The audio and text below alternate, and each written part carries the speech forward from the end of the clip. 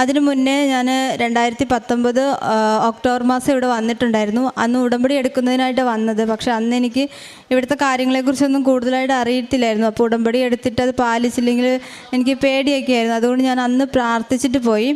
അന്ന് അത് കഴിഞ്ഞ് ഞാൻ 2023 എൻ്റെ 2 കുഞ്ഞുങ്ങളുമായിട്ടാണ് വന്നത്. എനിക്ക് 2021 ഏപ്രിലിൽ ഒരു ആൺകുഞ്ഞും 2022 ഡിസംബറിൽ പെൺകുഞ്ഞ് ലഭിച്ചു.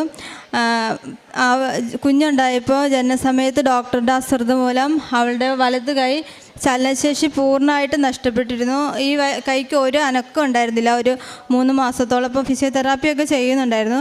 പക്ഷെ ഞാൻ ഇവിടെ വന്ന് ഇവളെയും കൊണ്ട് വന്ന് ഇവിടെ ഉടമ്പടി എടുക്കാമെന്നും സാക്ഷ്യം പറയാമെന്നും നേർന്നിരുന്നു. ഇപ്പോൾ അവൾക്ക് ആ കൈ കൊണ്ട് എല്ലാ കാര്യങ്ങളും ചെയ്യാൻ പറ്റുന്നുണ്ട്. ചെറിയ വ്യത്യാസമുണ്ട്, എന്നാൽ അതും മാതാവ് പൂർണ്ണമായിട്ടും മാറ്റി തരുമെന്ന് എനിക്ക് ഉറപ്പുണ്ട്. ഞാനിവിടെ വന്ന് സാക്ഷ്യം പറയാമെന്ന് നേർന്നതിൻ്റെ ഫലമായിട്ടാണ് ഞാൻ ഇപ്പോൾ ഇവളെയും കൊണ്ട് ഇവിടെ